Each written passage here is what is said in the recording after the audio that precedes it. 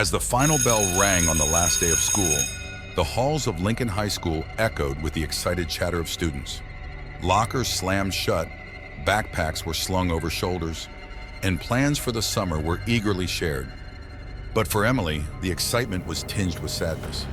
This was her last day at Lincoln High. Her family was moving to a new town over the summer. Emily walked slowly through the emptying halls, taking in the familiar sights and sounds for the last time. She had spent the last 4 years at Lincoln High, and it was hard to say goodbye. As she reached her locker, she lingered for a moment, running her fingers over the dents and scratches that marked it as her own. As she turned to leave, she heard a faint whispering sound. At first, she thought it was just her imagination, but as she listened closer, she realized it was coming from the locker next to hers. Curiosity piqued. She tried the locker, surprised to find it unlocked. Inside, she found a diary. The pages were old and yellowed, the ink faded with age. The diary belonged to a girl named Sarah, who had attended Lincoln High over 50 years ago. Intrigued, Emily began to read. Sarah's entries were mundane at first, detailing her classes and friends. But as Emily read on, the entries took a dark turn. Sarah wrote of feeling like she was being watched, of hearing strange noises in the empty halls after school. One entry in particular caught Emily's attention. It was dated the last day of school, just like today. Sarah wrote of a feeling of dread that had consumed her, of shadows that seemed to follow her wherever she went. She wrote of a plan to stay late after school, determined to uncover the source of her fear. Emily was engrossed in the diary when she heard the sound of footsteps approaching. Panicked, she stuffed the diary into her backpack and hurried away, not wanting to be caught reading it. She glanced back over her shoulder, but the halls were empty. As she made her way home, Emily couldn't shake the feeling of unease that had settled over her. She felt like she was being watched, like someone or something was following her. She quickened her pace, eager to get home. When she arrived home, she found her parents waiting for her, their faces pale. They told her that the family who had lived in their new house before them had disappeared without a trace. The police had searched the house from top to bottom, but had found no sign of them. Emily felt a chill run down her spine. She remembered the diary, the stories of shadows and whispers in the empty halls of Lincoln High. She knew then that whatever had happened to Sarah all those years ago was connected to the house she was about to move into. That night, unable to sleep, Emily took out the diary and read it again. She read of Sarah's final moments, of her terror as she realized she was not alone in the school. And then she read of the darkness that had consumed her, of the shadows that had dragged her into the depths of the school, never to be seen again. As Emily read those words, she heard a faint whispering sound coming from the hallway outside her room. She froze, the hairs on the back of her neck standing on end.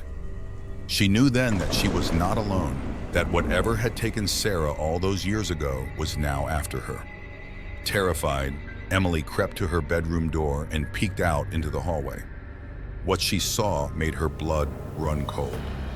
Standing at the end of the hallway was a shadowy figure, its eyes glowing with a malevolent light.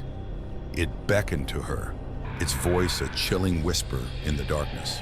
Emily knew then that she had to act fast. She grabbed her backpack, stuffed the diary inside, and ran for the front door. As she fled into the night, she could hear the whispers growing louder, the shadows closing in around her. She never looked back, never returned to Lincoln High. But to this day, she can still hear the whispers, still feel the eyes watching her from the shadows.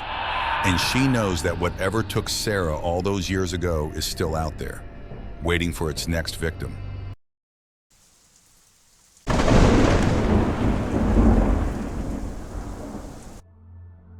It was the last day of school, and the air buzzed with excitement and relief. My friends and I couldn't wait to start our summer vacation, free from the confines of homework and early mornings. Little did we know that day would be etched into our memories forever, not for the celebrations, but for the horrors we would witness. As the final bell rang, signaling the end of the school year, we spilled out of the classrooms, laughing and joking, making plans for the summer ahead. I walked with my friends Sarah and Mark, discussing our plans for the first day of freedom.